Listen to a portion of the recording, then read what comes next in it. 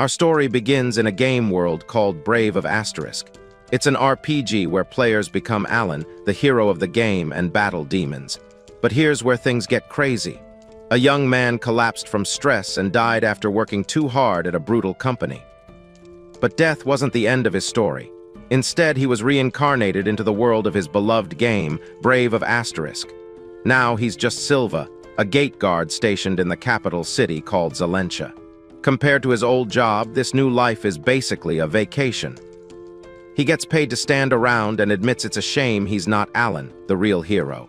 But then, a familiar face appears. A beautiful blonde girl approaches his post. She's Charles Orland, an important character from the game who becomes the player's friend early on. Our protagonist recognizes her immediately since Charles was his favorite character in the game. A shopkeeper tries to scam Charles by selling her a holy sword blessed by the Fairy King. The man says even a rookie can get strong fast with such a powerful weapon. But Silva still finds her adorable, even if she's kind of clueless. But just then, a voice calls out from the background, asking Charles to wait. It's Alan, the hero, pointing at the shopkeeper and calling him a scammer. Alan drags Charles away from the scam, saying he'll help her gather herbs instead. The shady shopkeeper then calls Silva, trying to sell the fake sword cheaply. However, Silva declines, saying he's just a gate guard and a normal sword is good enough. The shopkeeper calls him weird, while Silva tells him to scam someone else. In his past life, Brave of Asterisk was the only thing that cheered him up during stressful workdays, and he knows the story too well. If things go as in the game, Silva knows that Alan and his team will save the world. In the game, demons attack often, and to survive, you must keep getting stronger. Silva's style is simple. Hit max level early and get stronger fast. It's the fastest way to beat the game, and now maybe life here too. Using his game knowledge, he'll max out his stats at the perfect place and train for years. But he's not intending to replace Alan, the hero, as Silva loves the original story and will never forgive anyone who tries to change it. Just watching the scenario play out from afar is good enough for him. Later that day, a cheerful guy named Modi at the gate says they should get drinks after work. Silva lights up since nothing beats a cold beer after a long day. But then, something catches Silva's attention. Someone calls for help, and Silva spots a terrifying sight. A massive demon has appeared in the city streets. Silva immediately recognizes the event.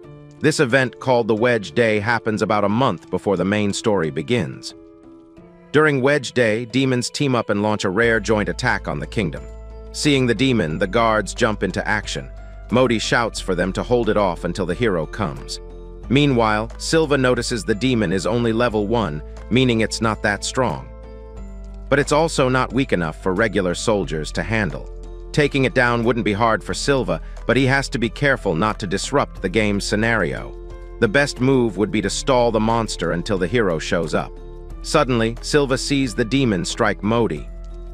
When he asks if he's okay, Modi brushes it off, saying it just grazed him. But when Silva turns back, he sees the demon fleeing. Angry that the demon hurt his friend, Silva charges forward and gives chase. Modi watches in awe, wondering when Silva got so fast on his feet. Meanwhile, the pretty Charles moves through the forest, collecting herbs. Then she finishes her task and decides to regroup with Alan. But suddenly, strange sounds started to echo through the trees. Charles looks around, confused, feeling that something is off. She spots movement in the shadows and realizes something is indeed wrong.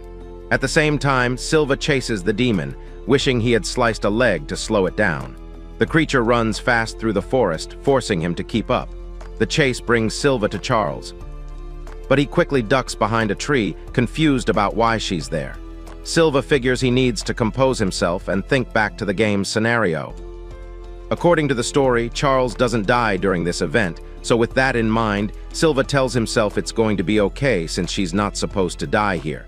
But then, something unexpected happens. The demon charges toward Charles, aiming to hurt her. As she lets out a scream, Silva refuses to just stand there while she's in danger. So he rushes forward, yelling at the demon to back off his Charles. Lost in the moment, Silva draws his sword and uses Zalencia's sword style. Then comes his spinning top move, which slices the demon in half like an onion. The battle ends with the demon defeated and Silva stands in silence, stunned while Charles stares at him in amazement. Silva immediately rushes over to check if she's okay, asking if she's hurt or if the demon got her. When Charles reassures him that she's fine, Silva gets flustered and starts rambling. Then he realizes that he has totally overreacted and made a fool of himself. Charles looks at him with curiosity and asks who he really is. Silva tries to stay cool but panics inside as he says he's just a gatekeeper. Charles says she's not asking about his job but wants to know his real name. As Charles steps closer, asking again, the two stand face to face in the quiet forest. Finally, Silva gives in and introduces himself properly. Inside, Silva's freaking out. His actions have changed the game's story in ways he didn't see coming. Back at the city gate, Silva is worried. Fighting that demon near Charles might have messed with the game's storyline, but he had no choice. Now he just hopes it won't stir up too much trouble. Just then, Modi calls out to him. The gruff old man tells him he's received a direct summons from the captain of the elite Holy Guard and must report to their headquarters immediately. Silva looks confused and asks what the captain wants with him. In response, Modi grabs his shoulder and says he doesn't know what kind of mess Silva has caused, but promises to take care of his funeral. Silva tries to play dumb, but Modi isn't buying it. Modi warns him that the captain of the elite Holy Knights is known for being extremely stern, and hopes Silva gets off easy. Shortly afterward, at the elite Holy Knights headquarters, Silva is led inside by guards. As he enters the castle, he notices a girl in one of the rooms and immediately becomes nervous. If it were up to him, he'd much rather avoid meeting her. Meanwhile, a pretty chick in knight armor is seen in what looks like a library or study. She's examining some kind of document or map, lost in thought. Suddenly, she notices Silva approaching and lights up with excitement. Silva is escorted into a grand chamber where he meets this hot girl who tells him he's done well to come. Silva immediately notices her deep blue eyes, her lustrous silver hair, and of course her huge mummy milkers, one of the most iconic features in the entire game. He quickly remembers her as the captain of the elite Knights Order, Elda Snowhite. She's also one of the conquerable love interests in the original story. Silva nervously stammers and asks if she needs something from him. Elda pouts playfully and calls him a thick-headed guy. In his thoughts, Silva wonders if Elda summoned him because she somehow figured out his true abilities. But just then Elda's expression shifts. She gets serious and asks Silva directly if he's the one who took out the demon. Silva panics internally. He tries to play dumb, asking what she means by that. Elda clarifies that she's talking about the demon attack that happened the other day. She explains that there was a report of a demon corpse found, completely ripped apart. Elda continues her interrogation, pointing out that the demon appeared to have been taken down using the spinning top technique. She adds that, aside from the hero, the only person capable of pulling off that move should be the captain of the Holy Knights. But since none of them were present during the attack, she asks, who else could it have been? Silva freezes in shock when Elda then suggests that he might be the one who defeated the demon, and then asks him to become a knight of the country. Silva realizes his peaceful life might get completely ruined if he gets dragged into this mess. So he pushes back, urging Elda to reconsider.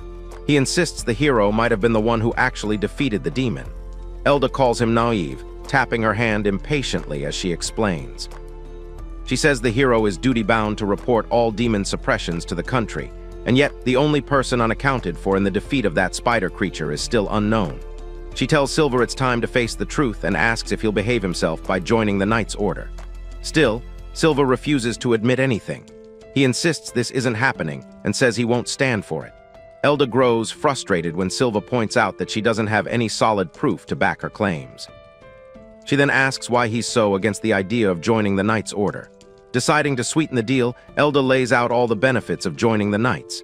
He'd receive a handsome wage, far better than the peanuts he makes as a gate guard, plus other perks provided by the country. Hearing all this, Silva starts to get mixed feelings about the situation. If he accepts, he'll be forced to take on missions alongside the hero. Elda confirms this, explaining that his role would be to support the hero and help protect the country. Even so, Silva makes his position clear. He says he doesn't want to get close to the main characters. When Elda asks what he's talking about, Silva brushes it off as nothing and firmly states that he has no plans to become a knight. Elda calls it a crying shame. She starts advancing on Silva with her weapon drawn. Grinning wickedly, she says that now things have come to this point, she can't afford to be picky about which methods she uses. Elda then shockingly shows him a letter of admission, already signed by him. Seeing the forged letter, Silva freezes in shock and protests that he doesn't remember signing anything. With a spark of cunning in her eyes, Elda tells him he can get away with that kind of trickery once he becomes part of the Knight's Order. But Silva replies, saying he never expected she'd go that far with forgery. Moving over to a cupboard, Elda casually claims she was just joking, then says she can't force anyone to join without their consent. She then tosses a document to Silva, and Silva asks what the document is. Elda replies that she's giving up on recruiting him for the Knight's Order, but instead, she wants him to do her a favor. When Silva opens the document, he sees the face of a dude that looks like a criminal and immediately asks who the clap-face guy is. Elda smirks and reveals that the meme-faced is Bragio Birdley, an applicant hopping to take the entrance trials to join the Knight's Order. She explains that she wants Silva to stop this guy from getting in. Silva recognizes that name Birdley and asks Elda if they aren't from an incredibly famous family. When Elda asks Silva if he knows about the Birdley family, he says yes. But Elda calls this particular member an irredeemable scumbag who needs to be dealt with. She then reveals her plan. Elda explains that she can't simply fail Bragio. He's still a noble, and that means pressure would come from the higher-ups. That's where Silva comes in. She wants him to fight Bragio in a mock battle during the entrance trials. Her request is simple: beat Bragio senselessly enough to convince her coworkers and superiors that the guy isn't fit to join the Knight's Order. Silva quickly realizes she's using him as a form of sabotage. Still, he agrees, on one condition. He wants to be left alone afterward, with no more invitations to join the Knight's Order. Elda agrees to his terms and tells him she's counting on him. After the meeting, Silva leaves the castle looking completely drained. Elda just dumped one heck of a bothersome job on him. He reflects on the situation. If he slips up, he might end up affecting the plot. Even if he wins, Bragio still has connections to the Knight's Order, and he's a character who doesn't appear in the main story at all. Silva realizes he knows nothing about this Bragio guy, since the game never mentioned him. That means he'll need to gather more information. But then doubt creeps in. What if he screws up again like before? However, he quickly reminds himself that he has to keep contact with the main characters to a minimum. Suddenly, someone taps him on the shoulder. He turns around in shock to see Charles approaching with a friendly wave. Silva panics internally. He wasn't expecting to run into her here. Charles asks if he's surprised to see her again, but Silva tries to play it cool, saying he's not surprised at all. He even claims he's actually happy to run into her. Charles then accuses him of running off after saving her the other day and says she's been looking for him ever since. But Silva claims that he had some pressing matters to attend to and sincerely apologizes for leaving without saying a word. Charles suddenly gets more serious and asks Silva how he knows her name. This catches Silva off guard since he's been using knowledge from the game. So he lies, saying he was once assigned to guard some nobles at a party and happened to see her name on the guest list. Silva feels a pang of guilt for lying to her, but Charles seems relieved that there's at least a logical explanation. She tells him there's no need to be so uptight around her, and that he doesn't have to be overly polite either. She insists with a pout, and Silva agrees. Charles says she can't just ignore what happened and wants to thank him properly, but Silva says there's no need for thanks. He was just doing his duty as a soldier. Still, Charles insists on repaying his kindness. She offers to help him with anything he needs, even with his work. Silva thinks hard about her offer. He figures that granting the request of his favorite character is the sacred duty of every nerd. So he agrees and asks if Charles would mind tagging along with him for an investigation he's currently working on. Chapter 2.3 Shortly afterward, Silva and Charles head into Zelencha's red light district to track down their target. The Birdley family is one of the most powerful noble houses in the country, but this particular member has a serious reputation problem. The Birdleys have given a huge sum of money to the royal family, earning them high prestige in the process. Word on the street is that the family is involved in human trafficking and illegal drug deals. With how popular the Birdleys are, it wasn't hard to dig up information about where Bragio has been seen recently. While walking down the busy streets, Silva notices Charles looking around nervously and asks what's wrong. Charles quickly covers her face with her hands, feeling embarrassed, and asks Silva where he plans to take her. Silva nearly has a heart attack and insists she's got it all wrong. Seeing how flustered he is, Charles laughs and tells him she's just kidding. She walks a bit ahead and says she hopes they find this Bragio guy he's been searching for. As it turns out, Bragio is a spoiled brat who wastes his parents' money on booze. But Silva is having a hard time figuring out where exactly the drunken master usually stays. Based on the info he gathered, Bragio should be somewhere in the area. Maybe Silva just arrived too early. Just then his stomach growls, making him cringe in embarrassment. Summoning his courage, he asks Charles if she's hungry. Charles confirms she is, saying she's actually starving. So Silva quickly suggests they look for a restaurant that serves good food.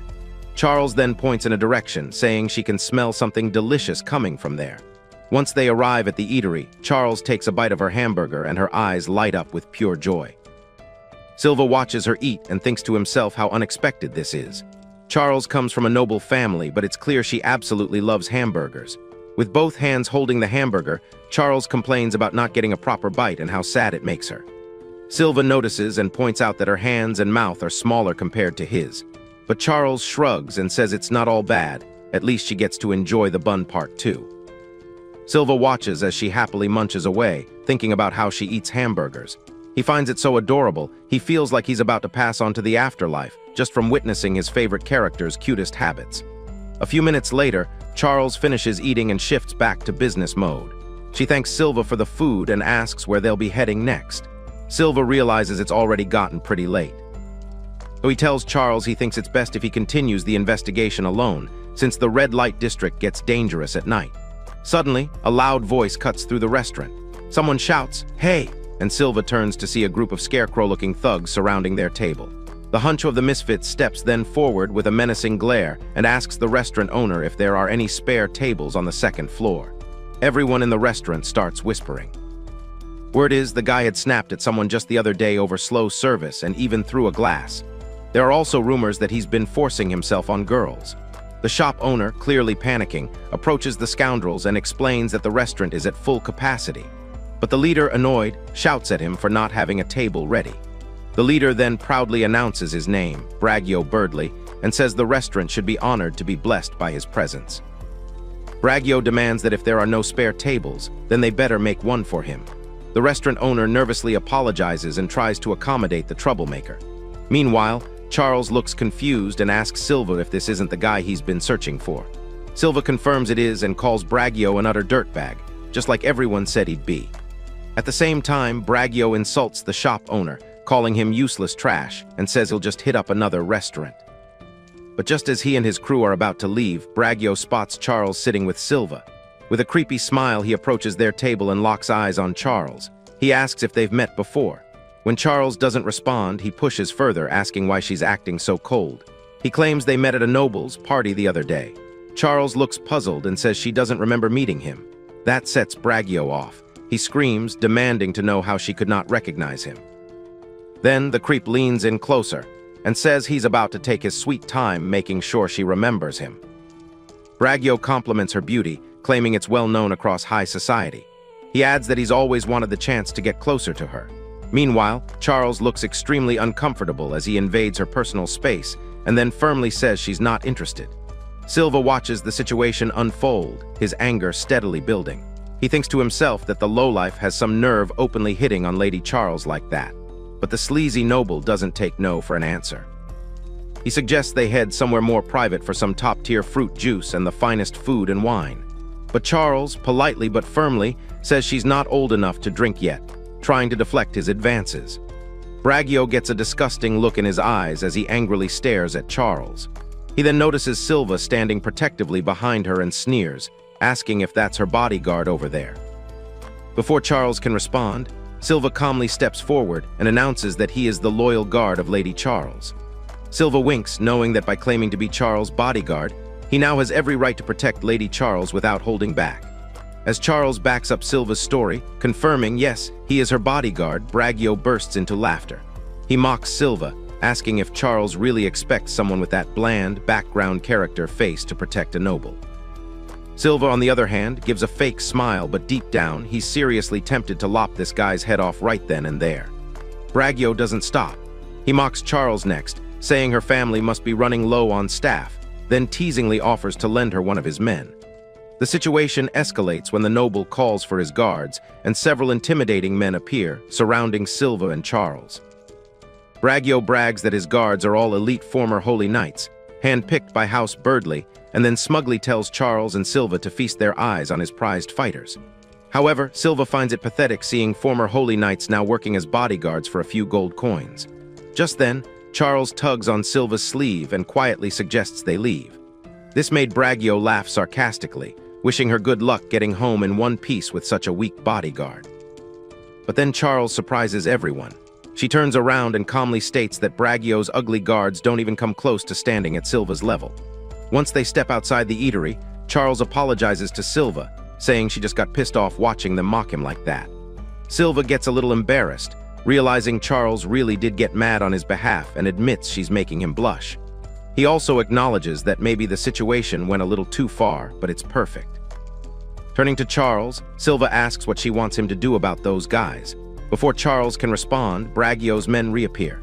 One of the thugs says Charles mentioned something that piqued his curiosity, then signals for Silva to follow them into a dark alley. Silva realizes this might be the perfect chance to see if Braggio is truly someone who could shake up the story. So he agrees and calmly announces that he's in for whatever they want to do. A few minutes later, cries erupt from the dark alley.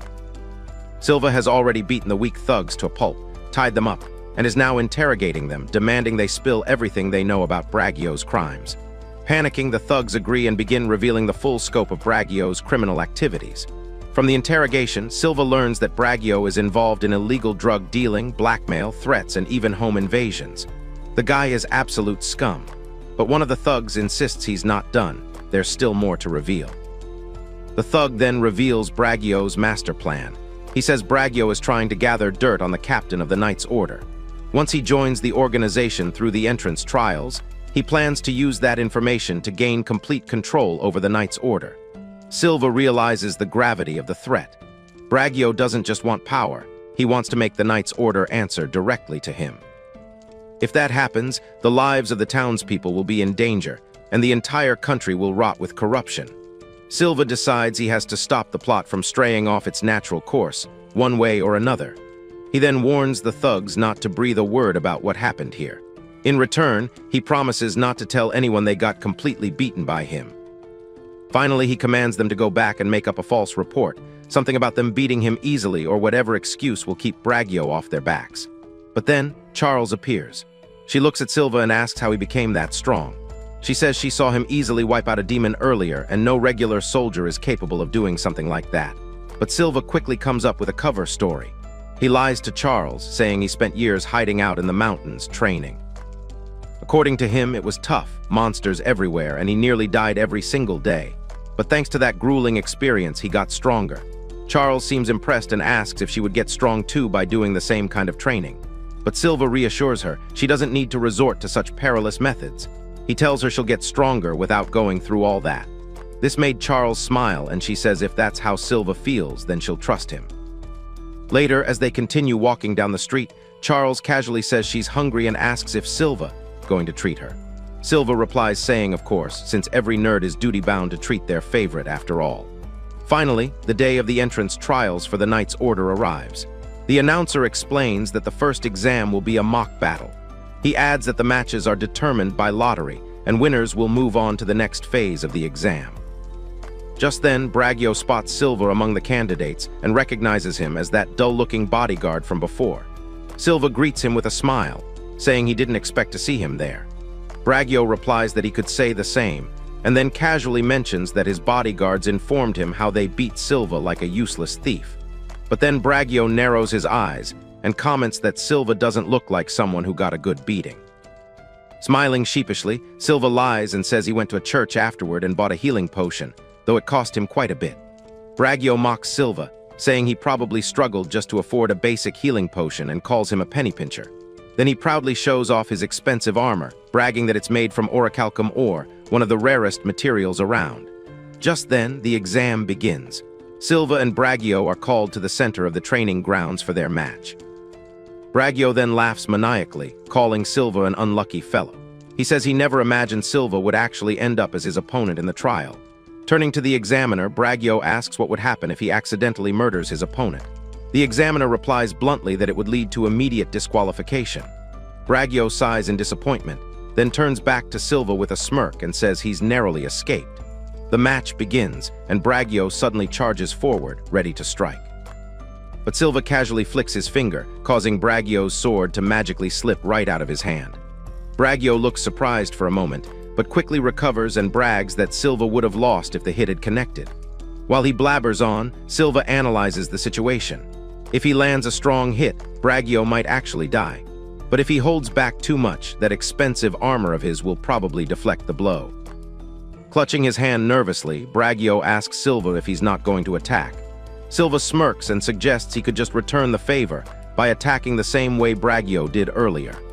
Bragio panics but tries to save face, bragging that since he made the first move, it was basically a handicap. So this time, he'll be generous and let Silva launch the first attack. But Silva knows the truth. The proud fool doesn't want to attack again because his arm has gone numb and he can't swing his sword properly anymore. So with a calm smile, Silva says he'll take him up on that offer.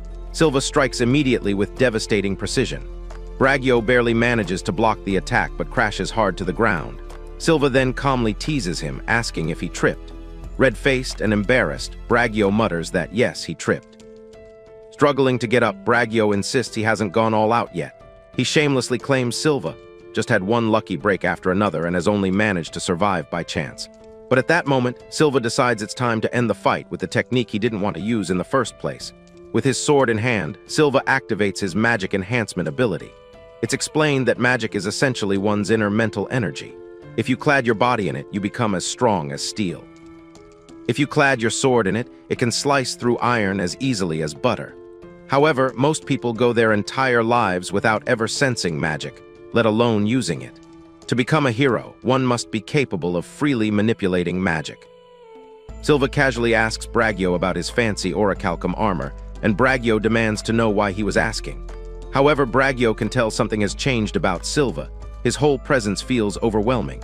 Noticing Silva approaching him, Bragio panics and asks what he is trying to pull. Silva calmly replies, saying he's attacking, and then points out that Bragio won't win this duel unless he actually attacks. Bragio's confidence shatters. Desperation takes over and he starts accusing Silva of planning to eliminate him, and how those bottom feeders must have hired Silva for cheap. But Silva just stares back with those cold, calculating eyes that promise death. Panic sets in completely, and Bragio realizes those deadly calm eyes make it clear that Silva wants to destroy him for real. In pure desperation, Bragio then tries to buy his way out. He offers Silva tons of money, more than Charles could ever afford. He wants Silva to throw the fight and let him win.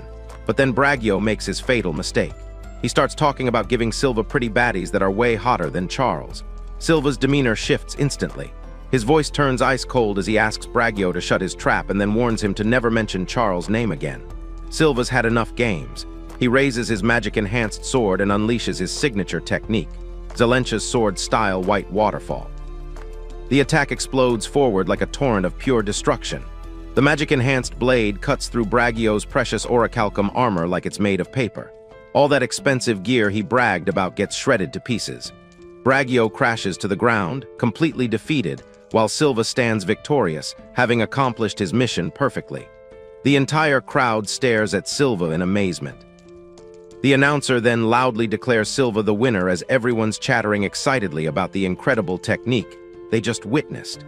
Meanwhile, in the crowd, Elda sits quietly observing what just happened, clearly impressed.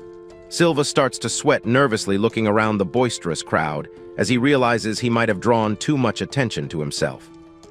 Later that day at the night headquarters, Elda thanked Silva for successfully stopping Bragio from joining the order. However, she emphasized that Bragio's wrongdoings were absolutely unforgivable. She promised that once they gathered solid proof of his crimes, the pompous knucklehead would be tossed straight into jail.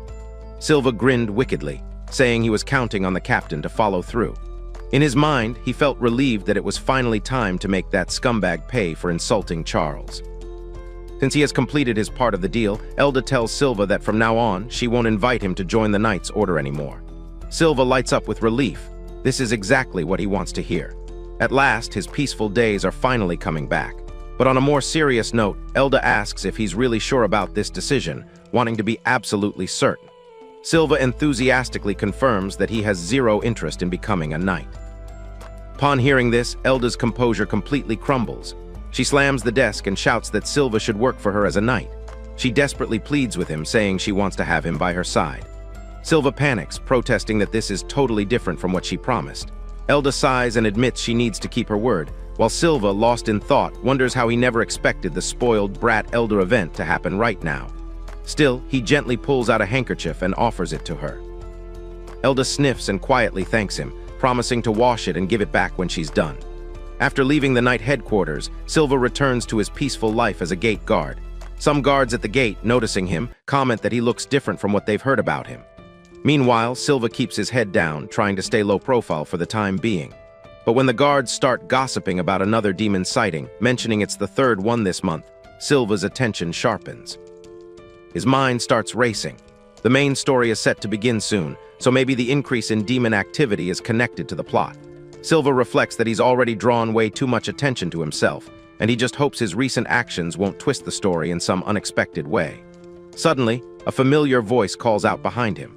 Silva turns and freezes as someone lands behind him with a loud thud. It's a new female character who appears in an explosion of power and elegance. Silva recognizes the pretty girl immediately as Kaguya, the special grade hero. Everyone nearby starts chattering excitedly, wondering what the mighty Lady Kaguya is doing there. Kaguya approaches Silva with a warm smile, calling him darling and saying she's been looking for him forever. Nervous, Silva immediately tries to sneak away, thinking he needs to keep contact with main characters to an absolute minimum.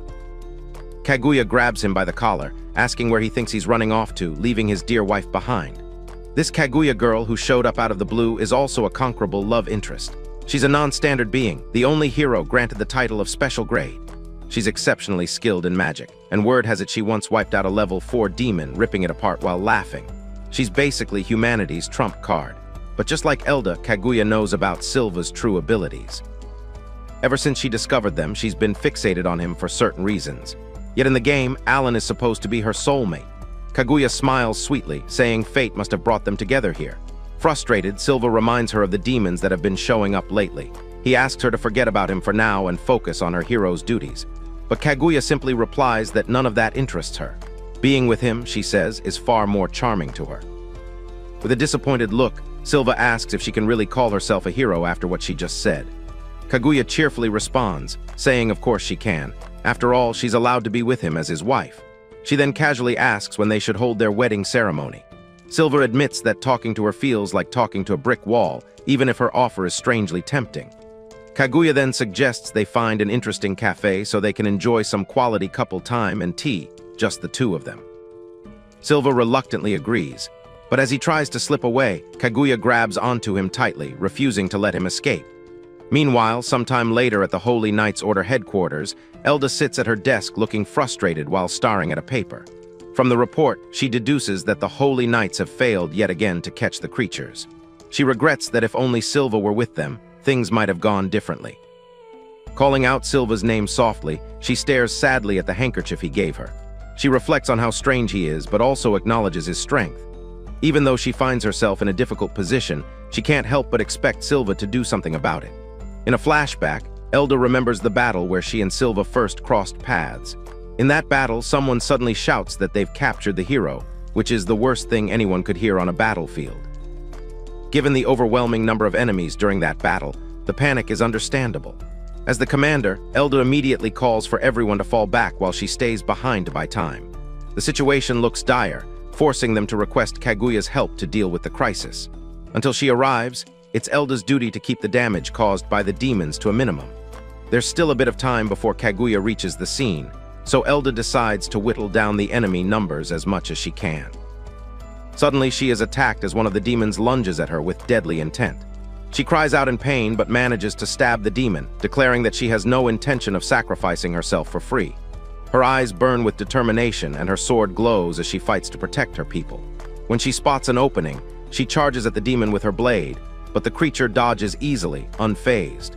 Grinning wickedly, the demon turns and starts chasing after her fellow knights. Elda springs into action, giving pursuit to protect the weaker knights who are frozen in fear. That's when she sees him for the first time, Silva, standing firm and staring down the incoming demon with a boldness unlike anything she's ever seen. He isn't wearing the silver armor of the Holy Knights. Instead, he's dressed in worn-out shoes and a battered set of steel armor. At first, Elda panics and tries shouting for him to get out of the way. But she's stunned as she watches Silva, calmly and without hesitation, step forward and with one epic slash, hack the demon's head clean off, all while muttering a bunch of incomprehensible gibberish. Elda has never seen anything like that, and in that moment she falls in love. In her eyes, Silva is the most beautiful among all the knights she has ever seen to date. Ever since then, she has been incessantly trying to recruit Silva into the Holy Knight's order, but he continues to reject all her efforts. Even though Silva chooses to deny it, Elda knows, without a shadow of doubt, that he was given such remarkable power for a reason. He was meant to protect the world. The following day, Elda arrives at the attack scene to personally assess the damage caused by the demons. The knight stationed at the scene briefs her on the situation. He informs her that there are 2 casualties, and the demon responsible seems to be a cunning one. Hardly any traces were left behind. The knight suggests they call the hero. Elda tells him the hero has already been notified, but for now, they need to focus on the investigation before he arrives. She instructs him to continue with the report. Obeying, the knight resumes. He mentions that both victims attacked by the demon are women, and both have bite marks, which suggests their blood was sucked out. Leading Elda to where the women's corpses are, the knight speculates that the demon responsible might be a level 3. With a horrified expression, Elda mutters how awful it is as she looks at the bite marks on the women's necks and their lifeless bodies. She immediately turns to the knight and instructs him to inform all knights and soldiers to go on full alert and expand their search radius for the demon. She also orders him to head to the gate at once and tells Silva to report to the Knights' Order headquarters. 48 hours later, Silva arrives at the Knights' Order headquarters with Kaguya by his side. Kaguya grins widely, bubbling with excitement about their first task together as a couple. Silva, visibly stressed, pleads with her to stop using such weird phrasing. He's already dragged himself into a messy situation by agreeing to investigate the demon attack, and now he has Kaguya following him around like a lovesick puppy. When they arrive at Elda's office, Elda informs Silva that a vampire is indeed the culprit behind the recent demon attack. She explains that vampire has become a popular nickname for the demon responsible for the blood-sucking incidents. According to the available evidence, 2 victims were found completely drained of blood, each with bite marks on their necks. While briefing Silva on the issue, Elda notices that Kaguya is practically glued to his side. Shocked, she demands to know what Kaguya is doing there. But Kaguya just tightens her grip on Silva's arm, calmly insisting that whatever she does or wherever she chooses to be is none of Elda's business. Elda immediately flares up. She slams her hand on the desk, calls Kaguya a lascivious wench, and orders her to get away from Silva. Kaguya insists she's just linking hands with Silva, though Elda clearly wants her to get the heck away from him. While Kaguya calls her uptight, Elda sits stiffly at her desk, clearly stressed, and reminds them that she's in the middle of a serious conversation. She cuts straight to business, telling Silva they need to get back on track and focus on the matter at hand. She explains the gravity of the situation. They believe the demon's level is over 3, which makes it extremely dangerous. Worse, the demon has the ability to shapeshift into human form. Since they still haven't figured out where the creature is hiding, it must be blending in perfectly with humans. While Silva considers how a level 3 demon would normally require 10 skilled knights to handle, Elda looks at him with determination in her eyes and declares that it's his time to shine. Silva plays humble, insisting he's just a gate guard and that errands are the only thing he's honestly good at. But Elda admits they're short on manpower. She tries to persuade him further, saying she doesn't mind if he acts independently, as long as he helps with the investigation. But as she speaks, Silva catches a suspicious tone in her voice. He narrows his eyes and asks if she doesn't have any ulterior motives. Elda starts laughing nervously, clearly caught off guard. She claims she doesn't have some big plan or anything like that. It's not like she's hoping that by Silva doing well on the investigation, others will start seeing him in a better light, making it easier for her to invite him into the Knights' Order later. But of course, Silva sees right through her. Elda realizes she's been completely found out and laughs awkwardly. Nevertheless, Silva sighs and agrees to take on the investigation since it's an official order. But suddenly, Kaguya pops up and announces she'll help him out too. Elda panics, yelling that if Kaguya joins the investigation, it completely ruins her plan. But Kaguya says she doesn't care about the investigation itself. She just wants to be wherever Silva goes. Realizing there's no stopping the pick-me girl, Elda reluctantly agrees, figuring they could use all the help they can get anyway. She then informs both of them that they'll need to attend the investigation meeting to get properly briefed on the situation. After that, Silva and Kaguya head outside the Knights' headquarters. As they walk, a few knights nearby notice Kaguya with a random nobody and start whispering. One of them wonders who the guy is, while another asks if the dude with Kaguya is even a soldier. At the round table meeting, the briefing begins regarding the vampire attack. The room is filled with knights, all gathered to hear the report. One knight explains that there are 2 victims, both women in their 20s, and their corpses were found in the northern part of the capital. Silva thinks to himself that this particular case didn't exist in the main story of the game, which means the main characters won't be getting involved, and the case will probably sort itself out eventually. As the meeting continues, Silva notices that Kaguya has dozed off, completely unbothered. Someone mentions that, in a nutshell, they'll expand the search radius and begin night patrols. So Kaguya and Silva are both assigned to patrol the eastern gate. With the meeting concluded, Silva nervously calls out to Kaguya, telling her it's time to start the investigation. But then he notices she's still fast asleep and wonders how she's still sleeping through all this noise. Looking down at her peaceful sleeping face, he mutters that, seriously, she needs to wake up. Suddenly, a gruff knight with a face rough enough to sandpaper wood approaches and demands to know which group Silva has been assigned to. When Silva mentions the guard regiment at the eastern gate, the knight explodes in disbelief. He can't understand what Captain Elda is thinking, pairing up the special grade hero with a mere soldier of all people. Fuming, he declares that Kaguya is supposed to be teaming up with them, the Second Holy Knight's order. Silva immediately suspects the rough-faced knight is just trying to steal credit from Elda. Still, he tries to reason with him, calmly pointing out that who Kaguya teams up with isn't his call to make. The tension escalates as the knight accuses Silva of running his mouth. The knight insists the case is beyond the capabilities of a weak soldier like him and tells him to withdraw from the investigation. Silva refuses and calmly responds that he's acting under orders from the captain of the First Holy Knight's order. The situation heats up fast. The knight throws a punch at Silva, shouting at him to shut up and declaring that the Second Holy Knights don't give a damn about orders from the First. Someone in the background quickly warns the knight that he's going too far. But the knight grabs Silva aggressively, yelling that they're the Second Holy Knight's order, and they'll never allow the First to outshine them. Suddenly, Kaguya is wide awake and extremely annoyed as she tells the knight to shut his filthy traps. She's pissed off that someone had the nerve to disturb her darling. Silva tries to calm her down, but it's already too late. She's in full combat mode. With rising panic, Silva realizes Kaguya is about to go berserk on an entire room full of knights. With deadly intent, Kaguya grabs her weapon and with one swift strike, sends the smug knight flying across the room while ordering everyone to stay back. After completely demolishing the Second Holy Knight, Kaguya stands over his defeated, crumpled body with a menacing smile. She declares that anyone who dares lay a hand on her husband will face her wrath. Silva, sweating nervously, tells her she's gone and done it, completely destroying any chance he had at staying low profile. Kaguya then apologizes sweetly, admitting she's just really bad at holding back. Later that night, as they walk through the city on their night patrol, Kaguya grins and calls their patrol romantic. Still rattled about what happened earlier, Silva asks if she could avoid using magic out of the blue like that, saying it's bad for his heart. But Kaguya responds that it's only natural for a wife to protect her husband. When she reminds him that the guy had attacked him, Silva admits she did save his skin, but he still thinks she went too far.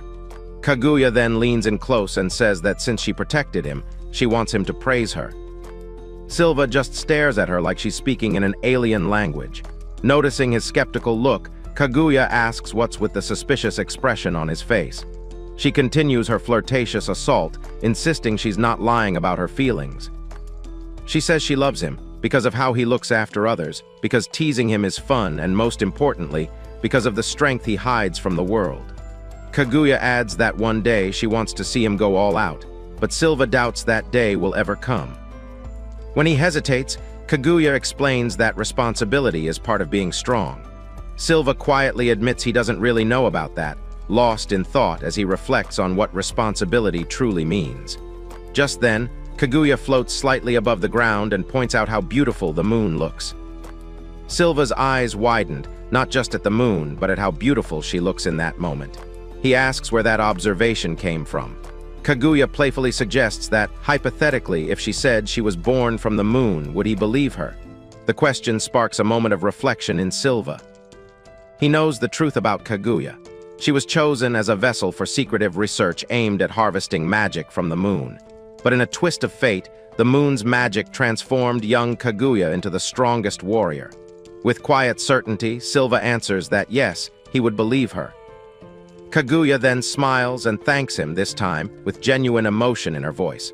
Silva realizes he's thinking about her story from the game, which honestly would be more romantic if she really did come from the moon. But when Kaguya starts blushing at his comment about romance, Silva panics and insists that's not what he meant. That only gets Kaguya more excited. She grins and asks if he's teasing his wife like that, warning him that kind of behavior could count as emotional abuse. But Silva quickly clarifies that she's not actually his wife. But then suddenly everything changes. Silva catches a strange, disgusting scent in the air. His eyes narrow as he immediately recognizes what it is. A scream pierces the night, and without hesitation, both of them dash toward the sound. Turning into a dark alley, Silva's intuition is confirmed. There, in the shadows, the vampire demon is hunched over, feeding on the neck of his latest victim. Silva rushes to the scene, shouting at the demon and demanding to know what the hell it's doing. The demon, noticing him draw his sword, immediately leaps onto the roof of a nearby house. Silva moves closer and finds a woman collapsed on the ground. Fortunately, she's still breathing, which comes as a relief. Without wasting a second, Silva tells Kaguya to take her to the medical office while he goes after the demon. Kaguya agrees, saying she doesn't mind, but asks if he'll be okay on his own. Silva responds with confidence, telling her not to worry and to just leave it to him. Silva activates his magical enhancement and takes off in pursuit of the vampire. He leaps across rooftops with incredible speed, his enhanced abilities letting him close the distance with ease. His eyes stay sharp and focused as he spots his target darting ahead, running fast through the night. The vampire tries to escape, but Silva is relentless. He launches himself through the air with incredible agility, chasing the demon across the city. The creature, realizing it can't outrun Silva's enhanced speed, unleashes a swarm of vampire blood bats to slow him down. Silva is surprised the cursed demon can summon minions to fight for him. The blood bats strike with their claws, but Silva is ready. He deflects the attack with his blade, thinking about how much of a pain this whole situation has become. Using Zelencha's sword-style techniques, he launches a wild thrust. Finally, he catches up to the demon with his superior speed. As he engages the vampire in close combat, the creature unleashes even more of its bat minions. Silva curses at how creepy and annoying this fight has become. But now that it's come to this, he's fully committed to ending the threat once and for all. Will Silva annihilate this vampire demon? Comment Game World Hero if you're hyped to see what happens next in Part 2. If you enjoyed this video, drop a thumbs up and don't forget to subscribe for more awesome content. Thanks for watching, as always.